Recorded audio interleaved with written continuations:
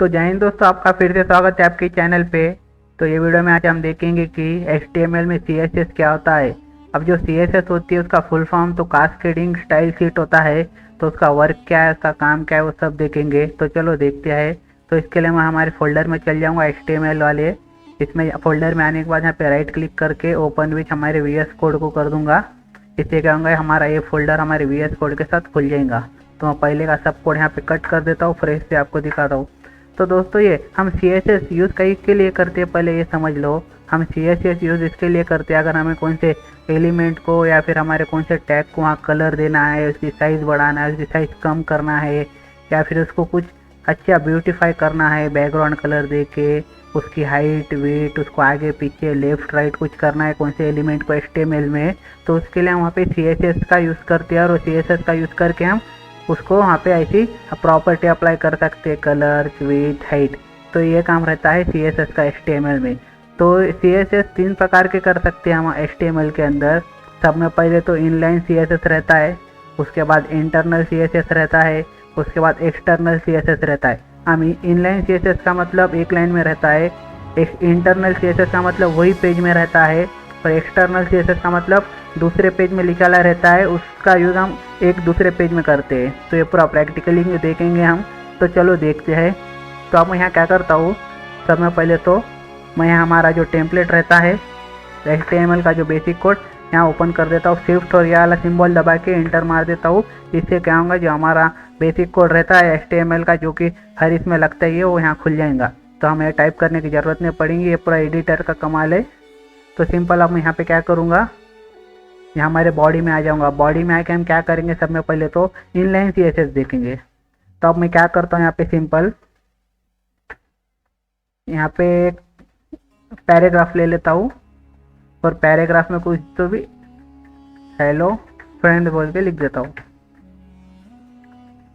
आप सॉरी,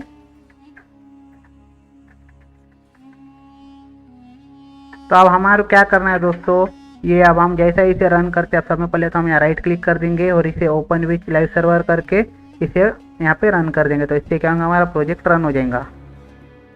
तो थोड़ा टाइम ले रहा है, तो आप देख सकते हैं हमारा प्रोजेक्ट रन हो चुका है। तो अब हम क्या चाहते हैं, ये टेक्स्ट का कलर चेंज करना, ये टेक्स्ट की साइज़ बढ़ाना। तो वो कैसा करेंगे HTML में, तो हम HTML में वो स्टाइल का जो हमारा CSS रहता है उसका यूज़ करके हम करते हैं। तो चलो देखते हैं। तो सिंपल हम आ जाएंगे इधर।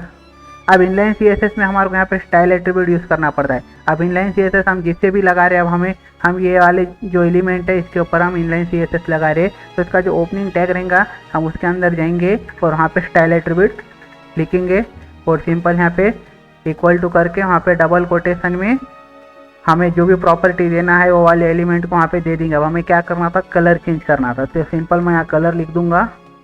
कलर लिख के आपको कोलन दे देना है, कलर लिखना है, कोलन देना है।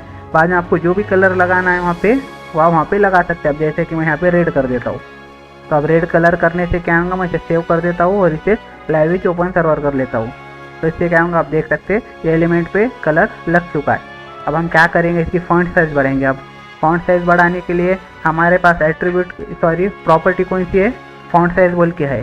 तो सिंपल मैं यहाँ फॉन्ट साइज़ पे क्लिक करूँगा और हमें अब फॉन्ट साइज़ कितनी देना है वो आपके ऊपर। अब मैं यहाँ पे सिंपल 50px कर देता हूँ। अब हम फॉन्ट साइज़ 100% में देते हैं, न तो फिर पिक्सल में देते हैं px में।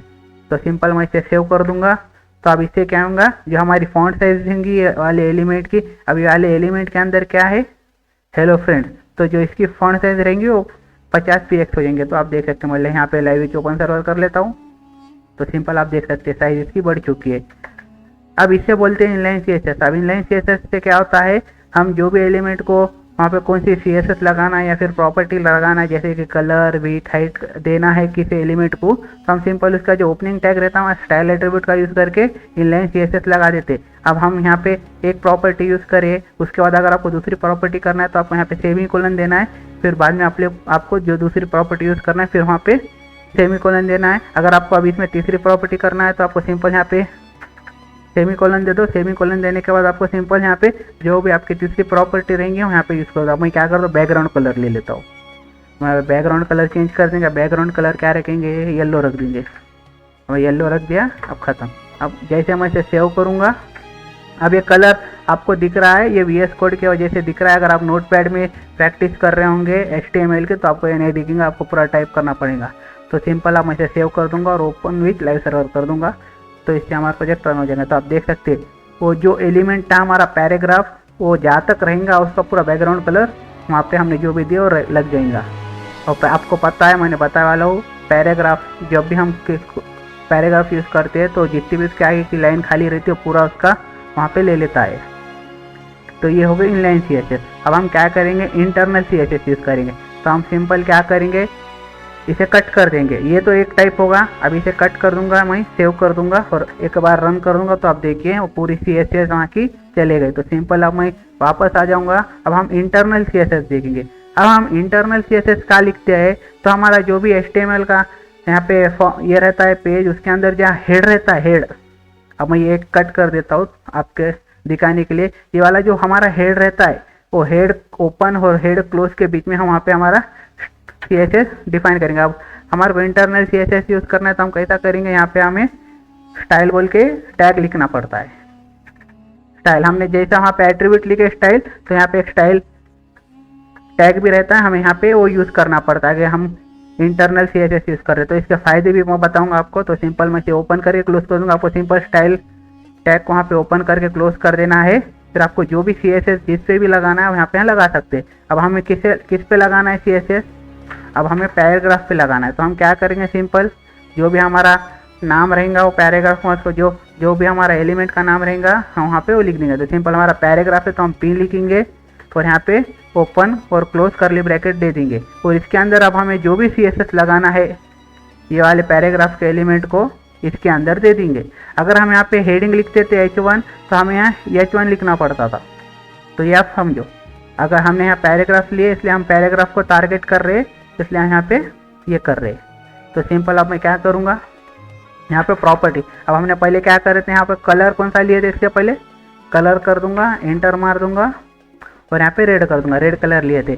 और जैसा ही आपकी एक प्रॉपर्टी खत्म होती है तो आपको सिंपल सेमीकोलन देना है, बाद में नीचे वापस आप लोग को टाइप करना है। तो सिंपल अब हम क्या करेंगे, अब मैं सेव कर देता हूँ, आपको दिखा देता हूँ। तो अब मैं जैसे सेव करूँगा तो ऑटोमेटिक हो जाएगा VS कोड की मदद से। तो आप देख सकते हैं कलर हो चुका है। अब इसकी हम फॉन्ट साइज़ बढ़ा देंगे वापस। अब मैं फॉन्ट साइज़ बढ़ाता हूँ, सिंपल फॉन्ट साइज़ लिख दूंगा और जो भी हमारी फॉन्ट साइज़ देना है वहाँ पे आप देख सकते हो। तो सिंपल मैं 50 पे कर दूंगा, सेव कर दूंगा, वो दिखा दूंगा। तो आप देख सकते हैं हो गया। अब सिंपल हमने क्या करे थे, background colour simple background colour कर दूंगा और यहाँ पे येलो दे दूंगा, तो हो गया। तो आप देख सकते हैं जैसे हमने इनलाइन CSS में यूज़ करे थे सेम वैसा ही काम कर रहा है। लेकिन इसका फ़ायदा क्या होता है, आप सपोज आपका एक पैराग्राफ है और आपका एज पेजेस में दूसरा पैराग्राफ है। अब मैं यहाँ पे हेलो लिख देता हूँ।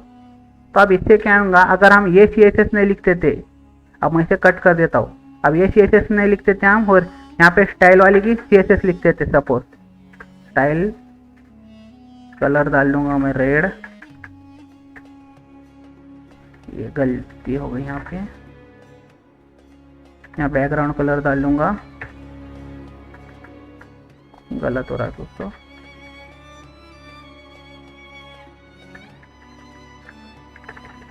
तो सिंपल मैं यहाँ डाल दूंगा येलो कलर।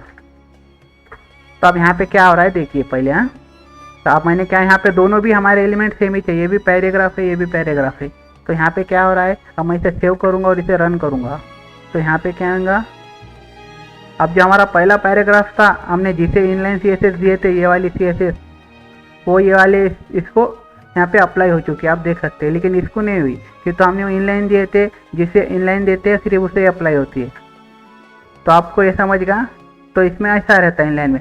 लेकिन हम जब इंटरनल CSS यूज़ करते हैं हेड के अंदर, तब क्या होता है, अब हमारे ये वाले पेज के अंदर जितने भी वहाँ पे सेम टैग रहेंगे, मतलब हमने पैराग्राफ के लिए तो वहाँ जितने भी पैराग्राफ जितने भी पैराग्राफ रहेंगे वो पेजेस के अंदर, तो ये CSS सबको अप्लाई हो जाएंगी। तो कैसे, तो सिंपल मैं इसे सेव कर देता हूँ। तो मैंने यहाँ कुछ भी नहीं लिखा है, आप देख सकते हैं। तो सिंपल इसे रन कर देता, तो आप देख सकते हैं वो CSS वहाँ पे दोनों को अप्लाई हो चुकी है कि तो हमने क्या करे, पी जो हमारा एलिमेंट है पैराग्राफ उसे टारगेट करे वाला है, तो जितने भी ये पेज में रहेंगे पी पैराग्राफ के ये पूरे इसको टारगेट होंगे। अगर मैं इसे यहाँ पे H1 हेडिंग कर देता हूँ तो ये इसे टारगेट नहीं करेगा, कि तो ये हमारा एलिमेंट ही चेंज होगा है, तो ये इससे अप्लाई नहीं होगा, क्यों तो ये हेडिंग है, हमने इसे कुछ दिया ही नहीं, हमने पैराग्राफ को दिया ले, और हमारे पेज में भी पैराग्राफ सिर्फ एक ही चाहिए। अगर दूसरा कोई पैराग्राफ रहा तो वहाँ पे वो पैराग्राफ को भी ये वाली CSS लग जाएंगी। अब ये हो गई इंटरनल CSS। अब ये इंटरनल CSS के और भी फायदे हैं। अब मैं जब भी आपको क्लास सिखाऊंगा HTML में क्लास क्या होते हैं, तो उसके बाद आपको वो भी समझ में आ जाएंगे। आप अभी सिर्फ इतना समझ लो कि तो अभी हमारा क्लास का टॉपिक हुआ नहीं है, इसलिए मैं आपको क्लास बता नहीं रहा हूँ। तो सिंपल आपको ये तो समझ गया सिंपल। अब हम एक्सटर्नल CSS देखेंगे, एक्सटर्नल CSS हम कैसा यूज़ कर सकते हैं। तो अब हमें एक्सटर्नल CSS के लिए क्या करना पड़ेगा, यहाँ पे 2 पेज बनाना पड़ेगा और एक CSS फाइल बनाना पड़ेगी, जिसकी वजह से आपको समझेंगे पूरा प्रैक्टिकली, नहीं तो आपको नहीं समझेगा। तो सिंपल अब हम क्या करेंगे, हमारे पास ये एक तो पेज बने वाला है, तो सिंपल मैं यहाँ क्या कर देता हूँ, इसे कट कर देता हूँ और यहाँ पे मैं हेलो फर्स्ट लिख देता हूँ, मतलब ये हमारा फर्स्ट पेज है, उसे सेव कर देता हूँ। अब इसे सेव करने के बाद हमारी वही फोल्डर में मैं दूसरी फाइल बनाता हूँ। अब यहाँ पे मैं सेकंड डाल देता हूँ। तो अब इसका नाम कुछ भी दे सकते हैं आपकी मर्जी से, मैं सिर्फ आपको यहाँ एग्जांपल ले रहा हूँ इसलिए आपको दिखा रहा हूँ। अब वो आपकी HTML फाइल कौन सी भी हो सकती है। तो सिंपल ये सेकंड वाली में आ जाएंगे और जो हमारा बेसिक कोड रहता है वो सिंपल हम लिख देंगे यहाँ पे। तो सिंपल मैंने लिख दिया। अब ये कट कर देता हूँ, आपको कन्फ्यूज़न ना हो इसलिए। तो सिंपल ये कट करके यहाँ सेव कर देता हूँ और जो यहाँ हमारे बॉडी रहता है उसके इसमें आ जाता हूँ और यहाँ पे मैं हेलो सेकंड लिख लेता हूँ। तो ये हो गया। अभी हमारे 2 पेजेस बन गए। अब मैं इसे रन कर लेता हूँ, ओपन विथ लाइव सर्वर, और अब इसे भी रन करके दिखा देता हूँ, ओपन विथ लाइव सर्वर। अब ये हो गया। अब हमें क्या करना है, एक तीसरी फाइल बनाना है CSS के लिए। अब वो फाइल हम कहीं को बनाएंगे, अब हमें जो भी CSS चाहिए हम वो CSS वो वाली फाइल में लिख देंगे और वो वाली फाइल को इसमें यहाँ पे लिंक कर देंगे। तो इससे क्या होगा, अब हमें यहाँ ये वाले पेजेस में CSS लिखने की ज़रूरत नहीं पड़ेगी। हम वो CSS वो पेज में जो भी CSS लिखेंगे, जो भी एलिमेंट के लिए, वो CSS हमारे ये वाले पेज में लग जाएंगी। तो कैसे, तो सिंपल अब मैं ये वाले फोल्डर में आऊँगा और यहाँ पे एक फाइल क्रिएट कर लूँगा जिसके अंदर हम CSS लिखेंगे हमारी। तो सिंपल मैं यहाँ पे क्या लिखता हूँ, अब यहाँ पे मैं main.css लिख देता हूँ। तो आप ये ध्यान में रखिए, जब आप एक्सटर्नल CSS यूज़ कर रहे हैं तो जो एक्सटेंशन रहता है फाइल का वहाँ पे .css रहना जरूरी है। आप नेम कुछ भी ले सकते हैं, लेकिन ये एक्सटेंशन जो एक्सटेंशन रहता है .css रहना जरूरी है। तो सिंपल मैं इसे सेव कर दूंगा। सेव करने के बाद हम इसके अंदर आ जाएंगे। अब हमें यहाँ कुछ भी नहीं करना है, जिस प्रकार हम वो स्टाइल वाले टैग में CSS लगाते थे सिंपल हमें वैसा ही लगाना है वहाँ पे। यहाँ तो हमें स्टाइल टैग भी लिखने की ज़रूरत नहीं है। अब ये वाले इसमें हमें जिससे भी टारगेट करना है सिंपल यहाँ लिख देंगे। अभी हमारे इसमें हम टारगेट किसे कर रहे हैं, P को, मतलब पैराग्राफ को। तो सिंपल मैं इधर आ जाऊँगा और यहाँ पे P लिख दूंगा और ओपनिंग ब्रैकेट क्लोजिंग ब्रैकेट करके यहाँ एंटर मार दूंगा और जो भी CSS लगाना है यहाँ पे लिख दूंगा। अब मैं कलर कर देता हूँ रेड। इसके बाद हम क्या करेंगे, बैकग्राउंड कलर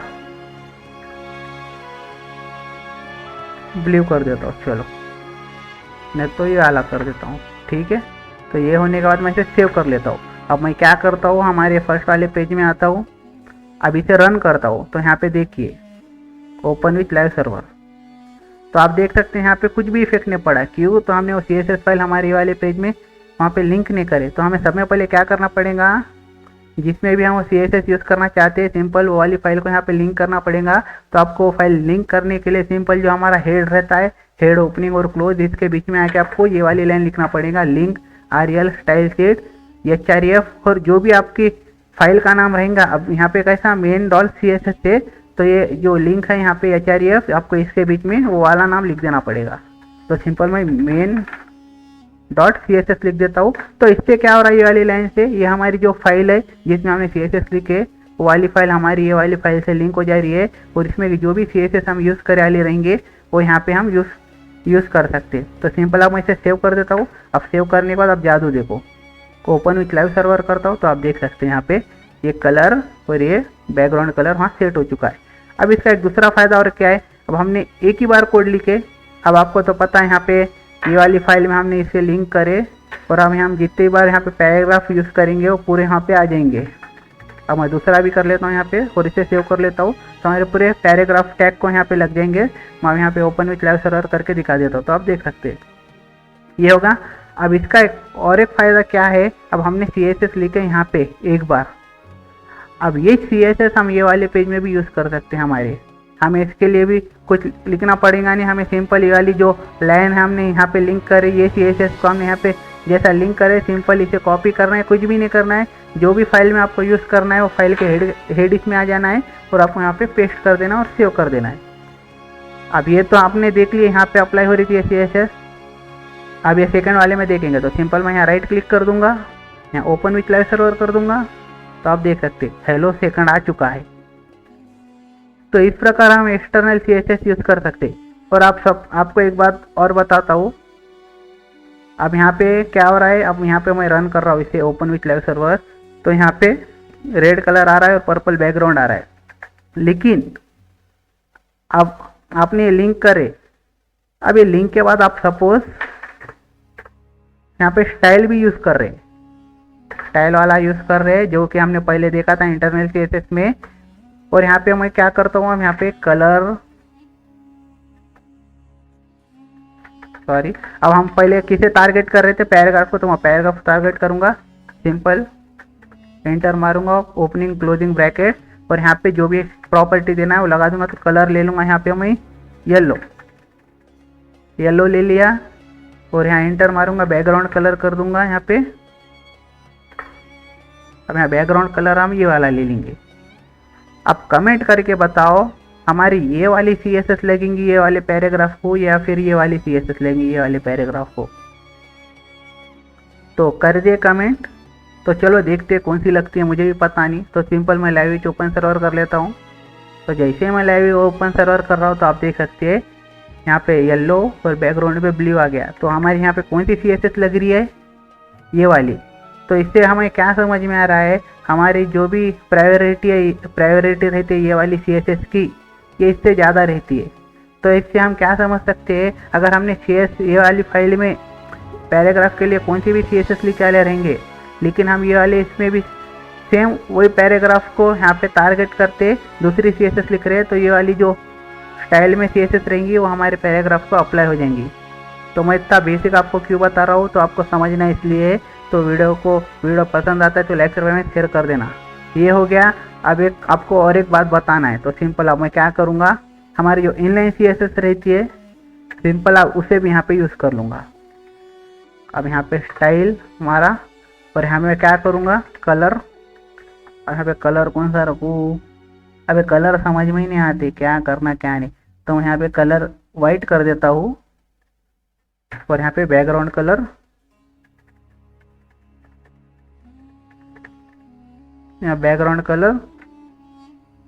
ब्लैक कर देता हूँ। अब बताइए कमेंट करके, ये तीनों में से ये वाले जो हम ये कट कर देता हूँ आपको कंफ्यूजन ना हो इसलिए। अब ये तीनों में से सिंपल नहीं तो ये रन देता हूँ, आपको समझिएगा। अब ये तीनों में से कौन सी CSS हमारे ये पहले वाले को लगेंगी, आप ये बताइए।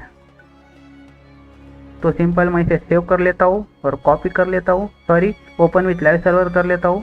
तो आप देख सकते हैं जो हमारा ऊपर का पैराग्राफ था उससे जो इनलाइन CSS रहती है वो अप्लाई होती है।